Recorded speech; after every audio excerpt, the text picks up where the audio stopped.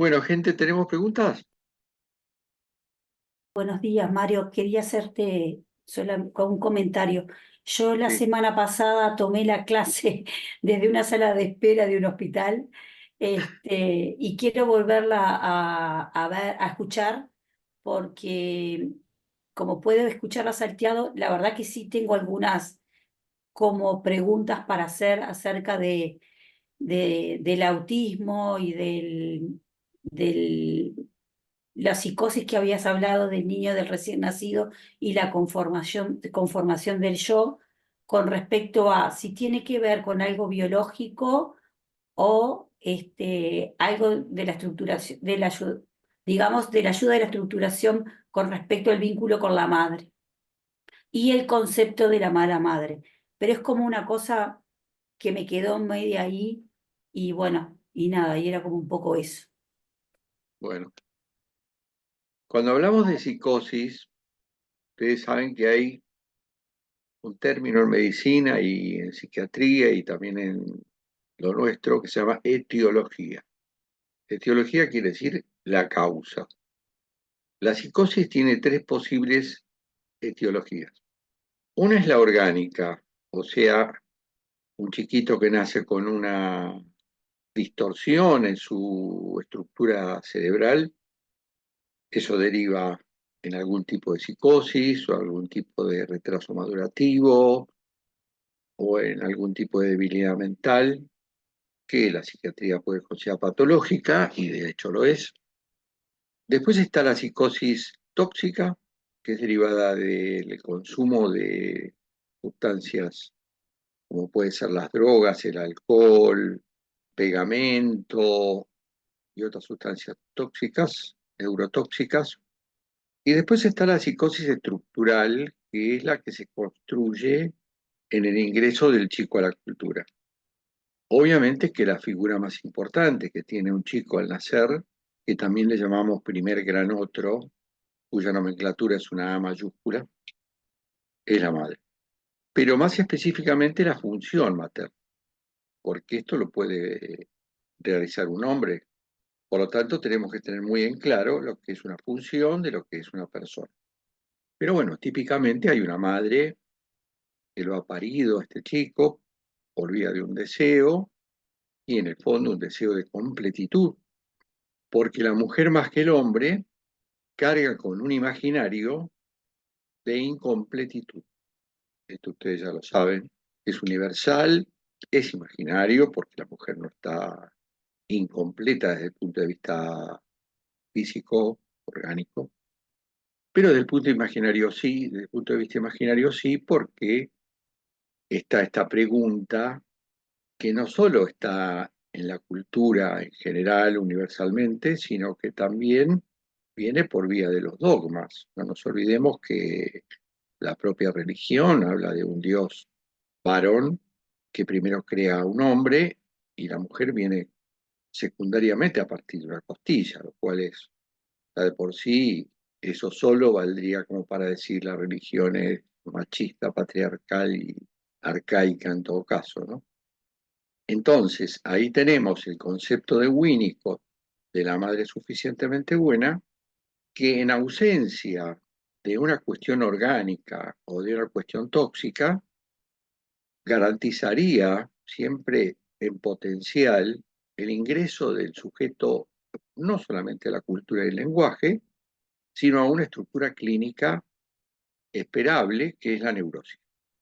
Ustedes saben que para el psicoanálisis las estructuras clínicas no son patologías, son lógicas mentales.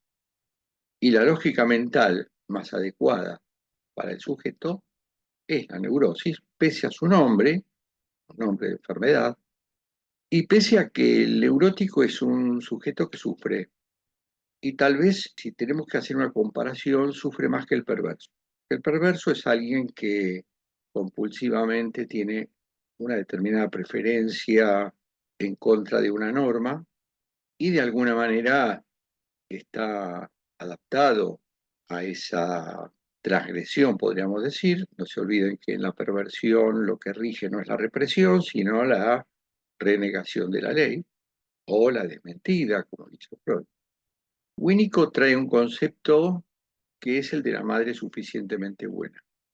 Obviamente que, como dijo Lacan, todo significante convoca a su contrario, de manera que si pensamos en la madre suficientemente buena, no es imposible pensar en la madre suficientemente mala, que es el riguroso negativo de la primera. ¿Qué tiene una madre suficientemente buena?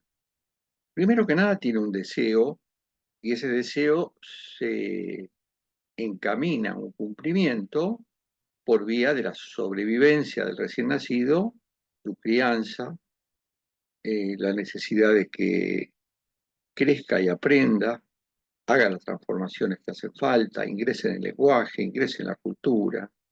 Y las condiciones de una madre suficientemente buena podríamos sintetizarlas en un concepto de Fernando Ulloa, que es lo que llamamos estructura de demora. Es prerrogativa de cualquier función, estructura de demora. Entonces, ¿qué tiene una madre suficientemente buena? En principio tiene una renuncia narcisística. En segundo lugar, tiene una aptitud para el amor a través del contacto físico, la mirada y todas las acciones que llevan a que ese ser que acaba de nacer y que perdió dramáticamente la placenta biológica, se encuentre con una placenta psicológica. Obviamente que también debe cumplir con todas las funciones del caso, alimento, abrigo, pero hay un eje fundamental que es la cuestión del amor. Por eso existe el hospitalismo, que es lo contrario, cuando un chico no es tocado, no es amado, es un chico que probablemente muera, que es lo que pasa en los orfanatos de recién nacidos. La figura materna es fundamental para el futuro de esa criatura en cuanto a estructura clínica, que va a tener un trazo grueso de conformación, de configuración en la fase fálica.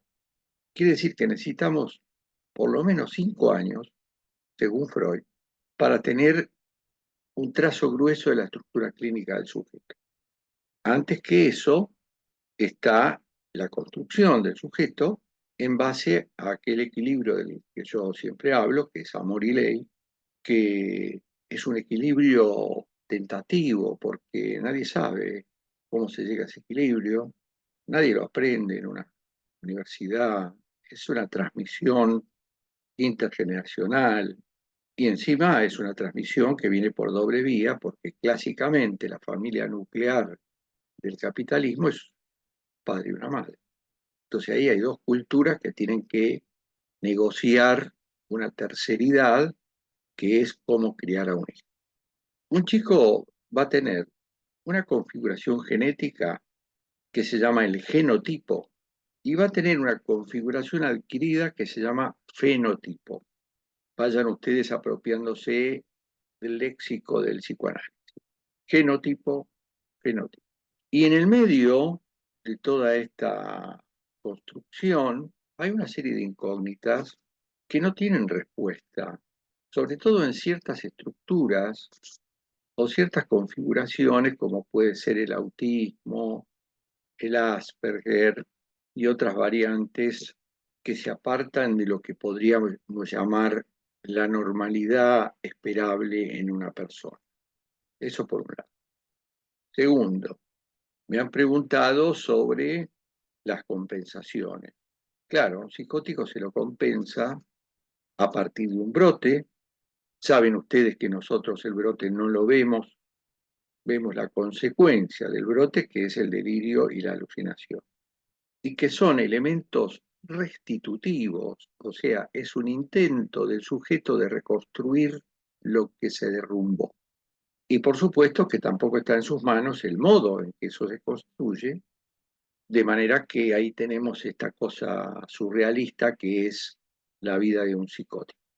Y ya sabemos cómo se lo compensa, con una serie de elementos que llamamos padre ortopédico, porque un psicótico lo que no tiene es un padre interno, o sea, una ley adecuadamente instalada.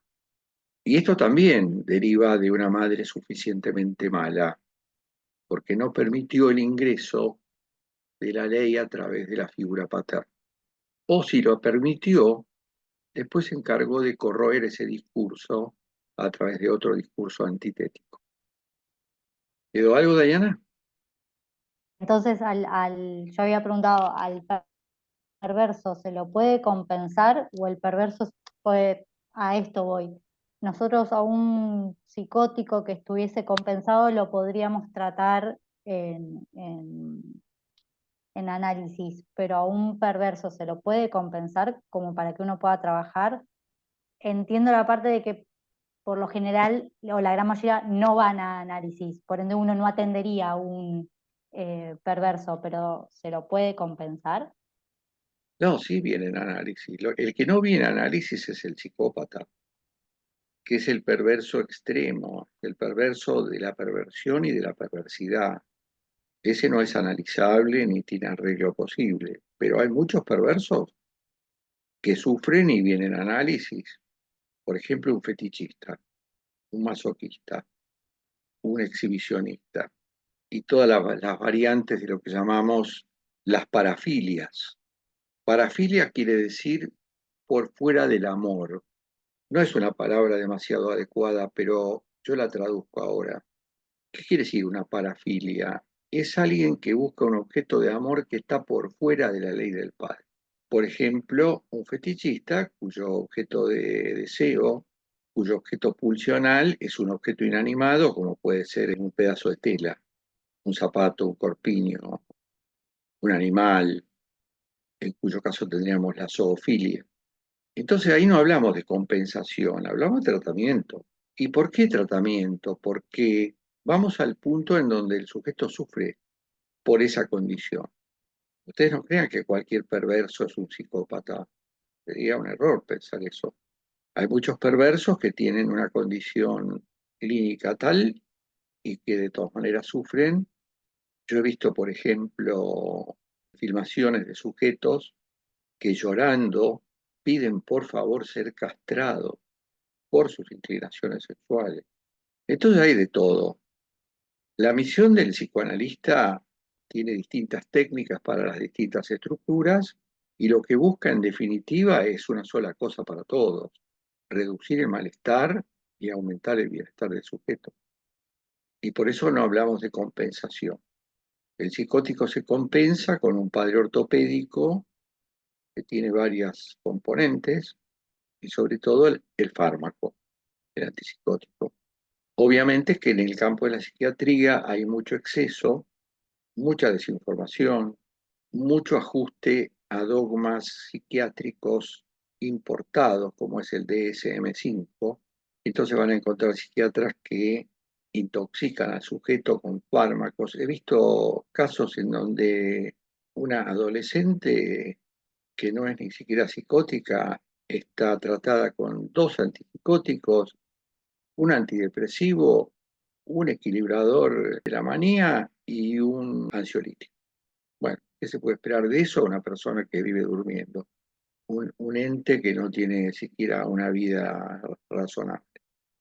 ¿Creéis? En las fallas de la psicosis, ¿no? Desde el pasaje aquí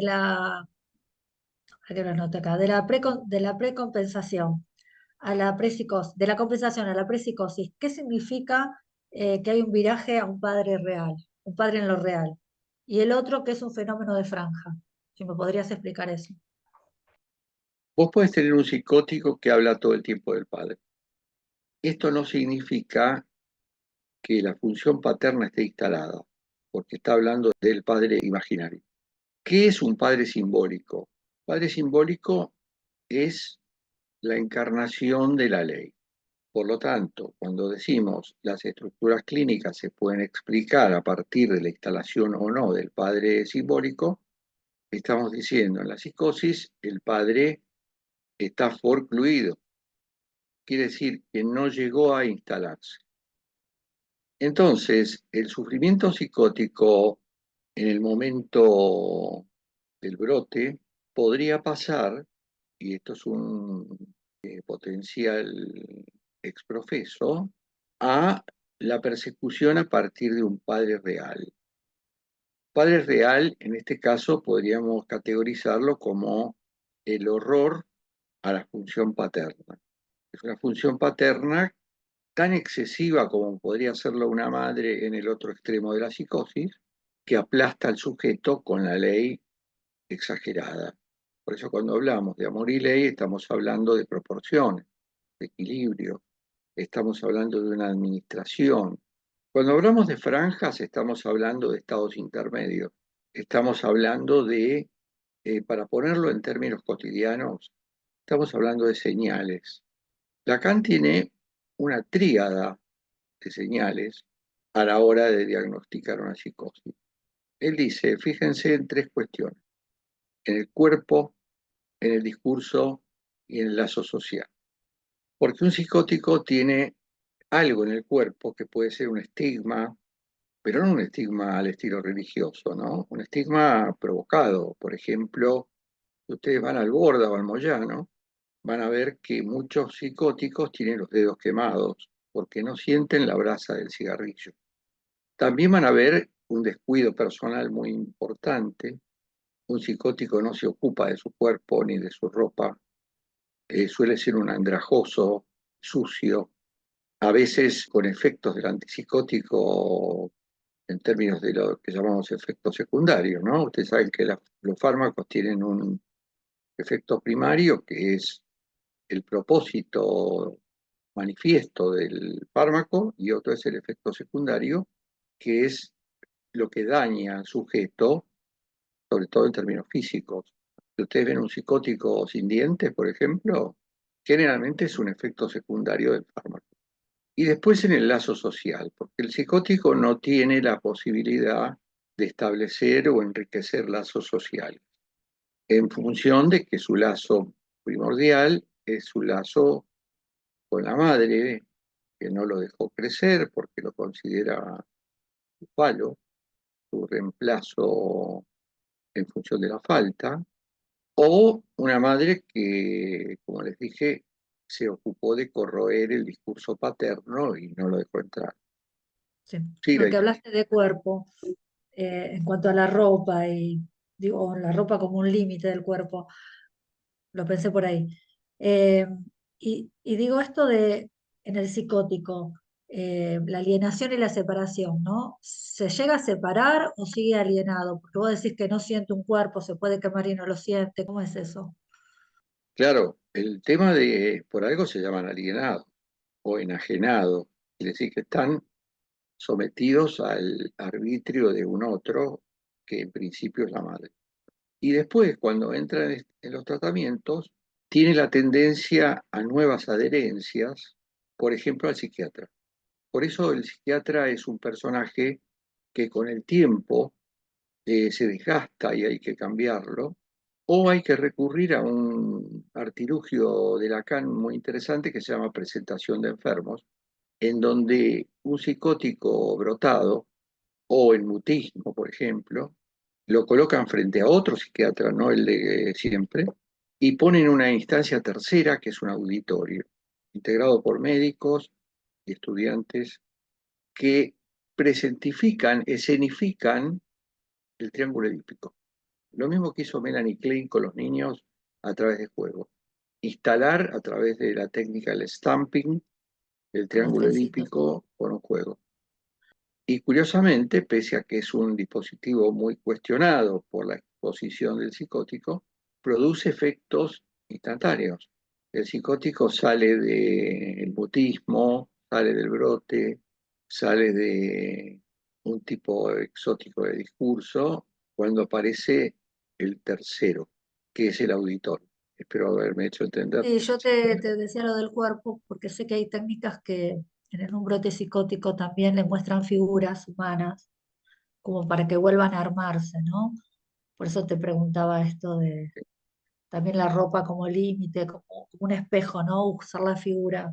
Es interesante lo que vos planteás porque en cualquier caso, en cualquier estructura, lo que propugna el psicoanalista es precisamente la construcción o la dotación de una mayor consistencia a una historia.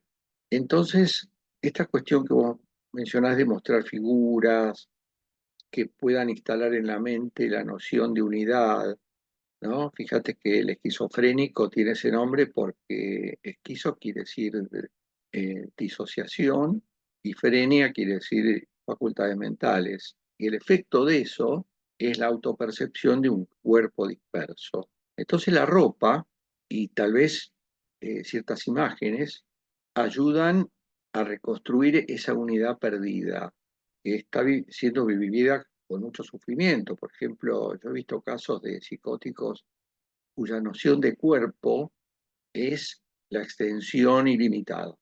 Entonces, vos entrás por la puerta a 7 metros de donde está sentado el psicótico grita porque dice que le pisaste el cuerpo, porque el cuerpo es como que abarca toda la habitación. Pero esto de la construcción de una historia corre para cualquier estructura, ¿no? Desde el punto de vista del psicoanálisis. Hay que reforzar y en última instancia, en el límite, construir una narrativa que lo sostenga, y por eso es tan importante el discurso y el intercambio, que por supuesto cada encuadre tiene su manera, ¿no? No es lo mismo con un neurótico, con un psicótico o con un perverso. Marines. Quería volver un segundo para atrás en cuanto a lo que estábamos hablando de las etiologías del autismo. Entonces, y hacerlo en un paralelo con lo que acabas de decir, de que cuando el psicótico ya tiene una relación con el psiquiatra que lo tiene que cambiar y el tema del auditorio como la tríada. Entonces, podría decir que, por ejemplo, en un niño que tiene por ejemplo, tiene una madre que pasa por una depresión postparto y que no logra el apego suficiente, podría llegar hasta los 5 años a esa etapa donde entra la parte de construcción del yo y el tema del Edipo, a compensar todo eso si el padre está o el que cumple la función paterna está lo suficientemente presente. Bueno, primero vamos a hacer una pequeña corrección, porque Ahí va. el yo es un objeto que se construye en el estadio del espejo, que es el primer tiempo Los de la primeros 2 años, edificación. está bien. Entonces ahí aparece el yo, un yo integrado, un yo que se corresponde con la imagen especular, que saben ustedes, una imagen gestáltica, le llamamos así porque tiene la buena forma. La Gestalt es una corriente de pensamiento alemana basada en la buena forma, en la unidad. Y justamente el chico frente al espejo, sintiéndose fragmentado por su inmadurez neurológica, encuentra ahí una Gestalt que le sirve y por eso pega un salto cualitativo, se instala el yo, y no solamente el yo, sino inicia el registro imaginario, ahí en ese momento, ¿no? A propósito del que vos dijiste, conozco un caso en donde una colega mía está tratando a un chico autista y lo que se da cuenta, porque siempre hay que ir a los padres, ¿no? Sobre todo a la madre. Lo que se da cuenta es que la madre no lo estimula. Primero que nada, no le habla. Ya es una falla materna importantísima. ¿Cómo no le vas a hablar a un chico? Que lo que hay que hacer es hablarle. Si no, ¿cómo va a entrar en el lenguaje? Segundo, no lo estimula, por ejemplo, a través de dibujos. Entonces el chico no sabe dibujar. Lo que hace son borrones con los marcadores. No es una madre que le diga y que le muestre figuras y que le diga, ¿por qué no haces una persona? ¿Por qué no haces una casita? Ese tipo de cosas que tienen que ver con la crianza, que podríamos llamar normal. Hay una correlación directa siempre que no estemos hablando de causas orgánicas, porque las causas orgánicas son dramáticas, ¿no? Las causas orgánicas son definitorias. Un chico tiene una disfunción cerebral que le impide llegar a una madurez aceptable, esto es irreversible. Lo mismo que las enfermedades adquiridas del sistema nervioso, como podría ser un tumor o podría ser aquello que nos lleva por el deterioro a la demencia senil, al Alzheimer y cosas por el estilo. Pero ahí no estaríamos hablando de trastornos del desarrollo, por ejemplo, en los niños, y bueno, y lo otro por el distintos tipos de envejecimiento del órgano cerebro de por sí y todos sus sistemas de neurotransmisores. Sí, lo que pasa es que trastorno es una palabra de la psiquiatría que nosotros no usamos. Bien, La psiquiatría se basa en la noción de trastorno y además se la pasa descubriendo nuevos trastornos, nuevas enfermedades, porque está muy ligada a la industria farmacéutica. farmacológica. No nos olvidemos que para la industria farmacéutica se necesita una población que viva más años, pero que siempre esté enferma. Muchas veces la bandera que levanta la industria es hemos prolongado la vida, sí, pero ¿en qué condiciones?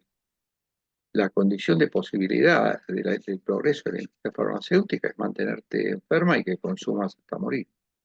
Y cuanto más años vivas, mejor. Pero vas a estar dependiendo de un fármaco que lo tenés que comprar. Y le dice, Me quedé pensando en lo que vos dijiste de la madre, ¿no? En el autismo y en la psicosis, porque si en la psicosis hay una sobreprotección de la madre, ¿no? La madre cocodrilo, que puede pasar esto, en el autismo, por eso hay una formación de un yo, porque la madre está por encima, pasando, ¿no? Pero la psicosis y en el autismo vos decías que son esas madres que no estimulan. O sea, quiere decir que en el autismo sería una madre ausente, que no le habla, diferente a la psicosis. Ahí me quedaba en la función materna, ¿no? claro, ¿Cómo es entre por las eso, dos?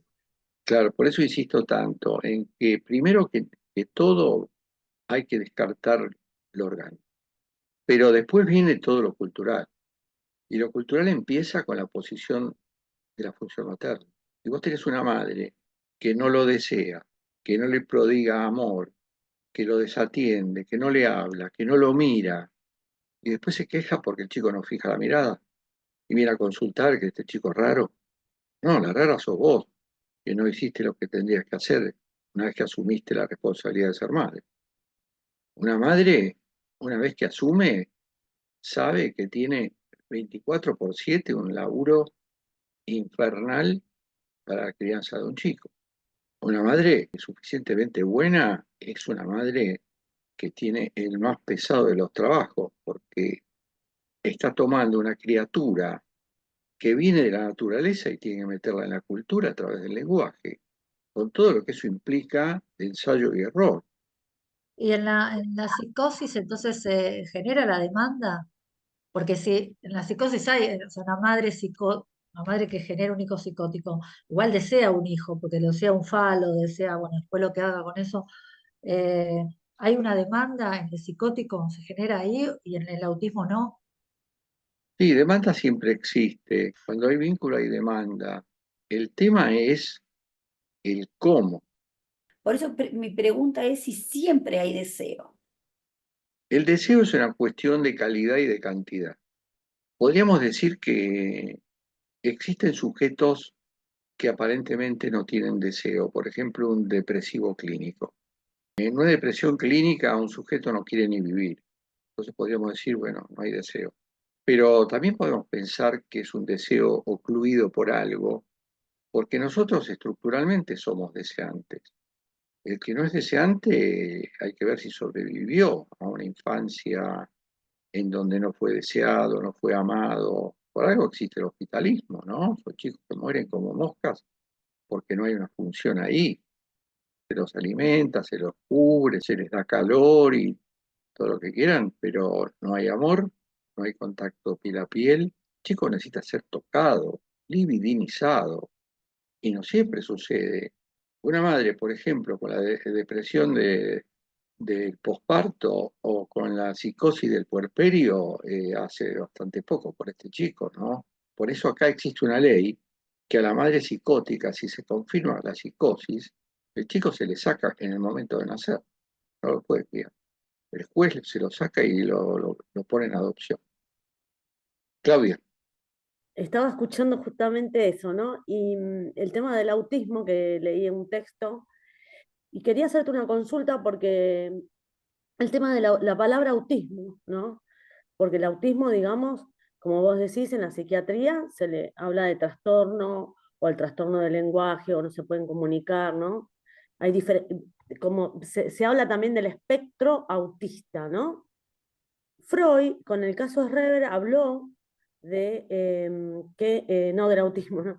Pero sí habló de que la psicosis se vuelve a un estado, puede ser de autoerotismo, en un momento en el caso Reverer habla de la psicosis y bueno, también establece que a nivel, en el consultorio, digamos, es difícil tratar a un psicótico, digamos, de como que él se perdió ahí, al menos en ese texto, ¿no?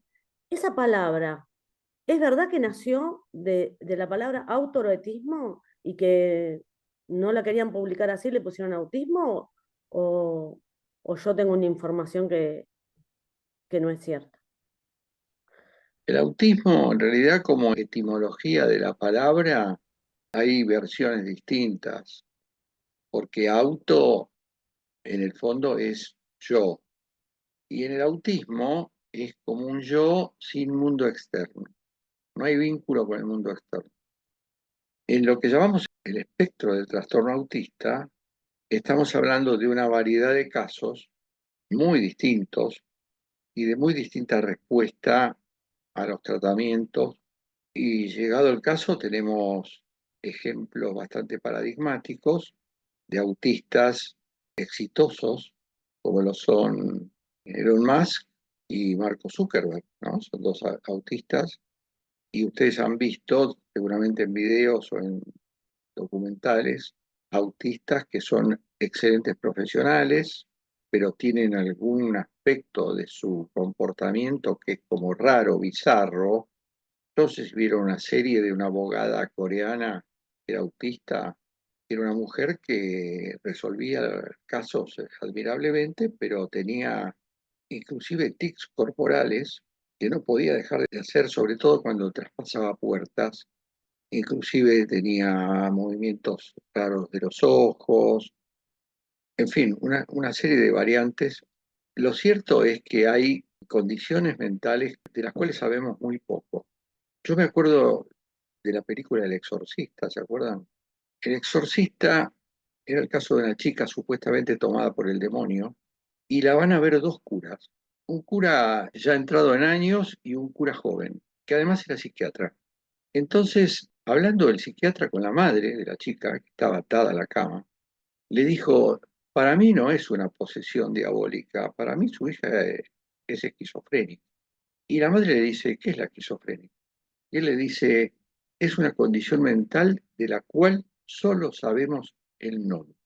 De manera que no se inquieten ustedes por estas cosas porque hay mucha variedad y mucha ignorancia sobre estos casos. Todo está en proceso de investigación, de ensayo y error. Lo que sí es cierto y rigurosamente cierto es que si nosotros como profesionales fomentamos la fluidez del discurso y no de cualquier manera, estos casos tienen buen pronóstico. Pero depende de qué hagan los padres, qué haga la madre y qué haga un tercero, en este caso un profesional. Diana. Yo te quería preguntar, en base a lo que estamos diciendo del autismo, haciendo referencia al vínculo materno, entonces diríamos que es algo estructural y no orgánico. Claro, cuando hablamos de orgánico estamos diciendo, bueno, la causa de esta condición está en una disfunción cerebral. Por eso siempre hay que descartar el tema orgánico, porque lo orgánico es de los médicos, no de nuestro campo.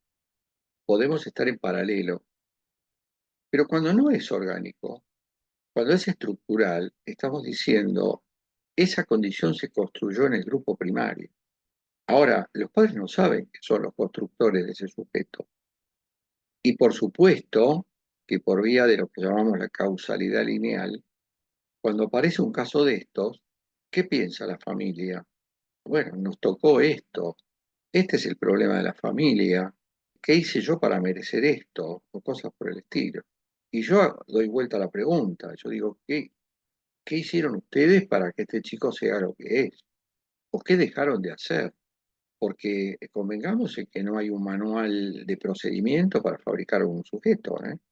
Esto es de transmisión intergeneracional y nadie sabe cuánto amor y cuánta ley hay que poner en un sujeto. Por eso, por defecto o por exceso, vamos a lo que la psiquiatría llama patología y a lo que nosotros llamamos una lógica mental diferente.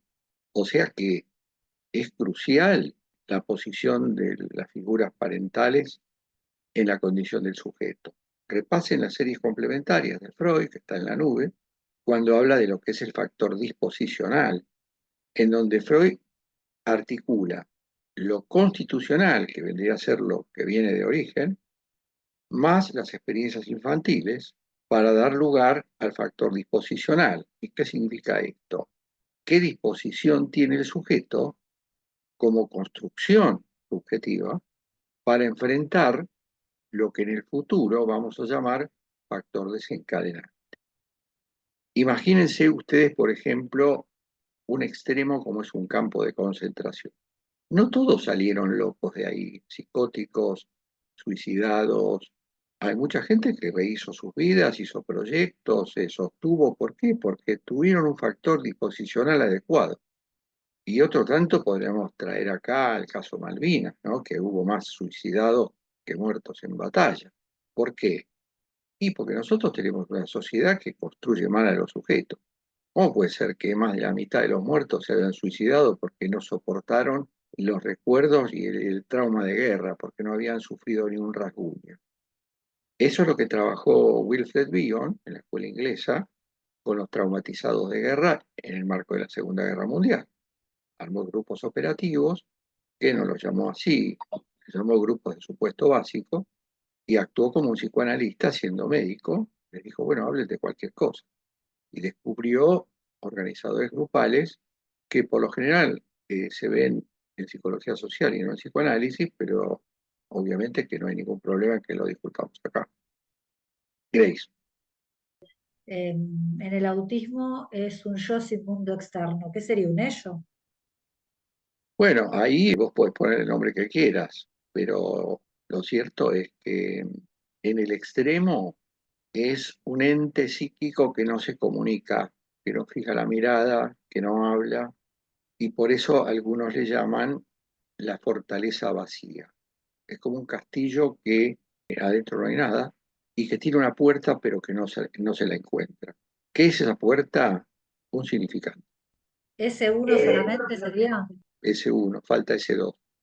Entonces, la tarea del profesional sería, a través del discurso, instalar un S2 para encontrar la puerta de entrada, porque el autista extremo es una cerrazón que parece que es solamente un organismo viviente, nada más. Perdóname, ¿cómo instalas un S2? ¿Con un delirio? ¿Cómo lo instalas? No con un delirio, sino con una serie de procedimientos que incluyen inevitablemente la palabra. A un autista, además de toda una serie de técnicas que pasan por los juegos, los dibujos, está la palabra, siempre está la palabra, porque a través de la palabra se construye la historia.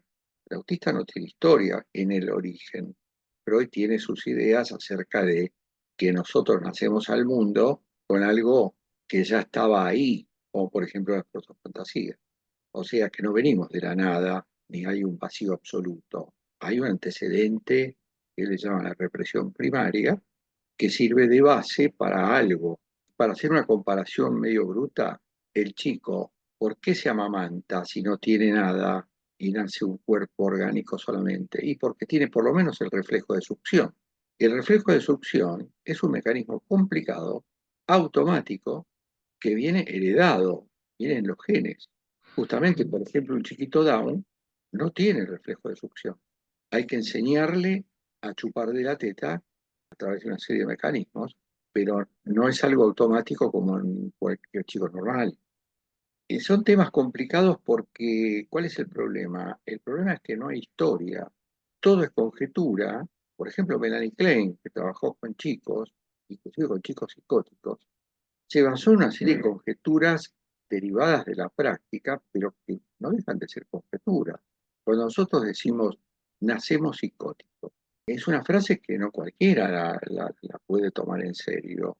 Y sin embargo, desarrollos posteriores de Lacan y de otros autores confirman que nosotros, después del estado confusional, entramos en la posición esquizoparanoide.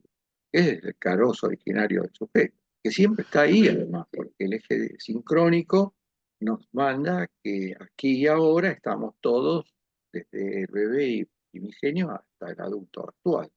Vos ahí decís que no hay historia, entonces tampoco hay vacío. Es que el vacío como tal, y yo creo que lo dejé claro en el texto, no es la nada misma, es la existencia de una ausencia. Me pasaron como emergente algo que había quedado de otra clase, que es sobre la perversión. Yo no sé si ustedes tienen alguna pregunta específica sobre la perversión. Y la otra frase es, ¿qué es y cómo se la toma la diferencia de los sexos desde el psicoanálisis? Y la tercera, o parte de la misma, dice, ¿qué significa masculino y femenino, hombre, mujer? Cuando hablamos del psicoanálisis, estamos hablando de una disciplina que indaga sobre todo el núcleo del aparato psíquico, es el inconsciente. Del inconsciente sabemos muy poco, pero sí sabemos algunas cosas, sobre todo lo que no existe en el inconsciente. Y se han determinado algunos elementos que sabemos que ahí no existen. El no, la historia, el tiempo, la muerte y la mujer. Tema controversial en un grupo donde la mayoría son mujeres, pero bueno, son mujeres que están habituadas a la jerga psicoanalítica y saben que esa frase de Lacan tan controvertida no significa que no existe la mujer, por suerte existen, y me parece que es la maravilla de la creación. Lo que dice Lacan es que la mujer con mayúscula, o sea, la noción que es la contrapartida del falo, no existe en el inconsciente. En el inconsciente existe la noción de falo, o sea, de completitud, en este caso, y no una contrapartida que podría ser un no falo, justamente porque el no existe. No sé si algo de esto se entendió, por lo menos es el ABC de algo. También podemos pensar que el inconsciente, que es el núcleo del psiquismo, y que le hizo decir a Freud, el yo es un extraño en su propia casa, y le hizo decir a Lacan que lo inconsciente es lo éxtimo, neologismo que significa es lo más extraño de lo íntimo, también tiene otros elementos controversiales, como podría ser el inconsciente es campo del gran otro, o el inconsciente es el discurso del gran otro. Todas estas cosas son teorizaciones, invención de operadores que muchas veces lindan con la filosofía, porque si ustedes van a los textos, inclusive a los videos, en donde se trata de explicar qué dijo Lacan y cosas por el estilo, se van a encontrar con el mismo barroquismo en que incurrió Lacan. La idea de la escuela es que ustedes eviten ciertos caminos del barroquismo en donde aparecen discursos que a veces son repeticiones de algo que no se comprende. Y yo les voy a dar algunos ejemplos. Yo les voy a leer algunas frases y quiero saber cómo les suenan a ustedes. Por ejemplo, un agujero es la respuesta a la pregunta por lo esencial del humano. Eso es lo real. ¿Ustedes entendieron esta frase? Entonces, Parecería que sí.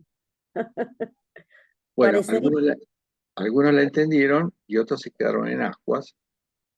A mí se me viene ahí la demanda por la falta. Bueno, ¿alguien más?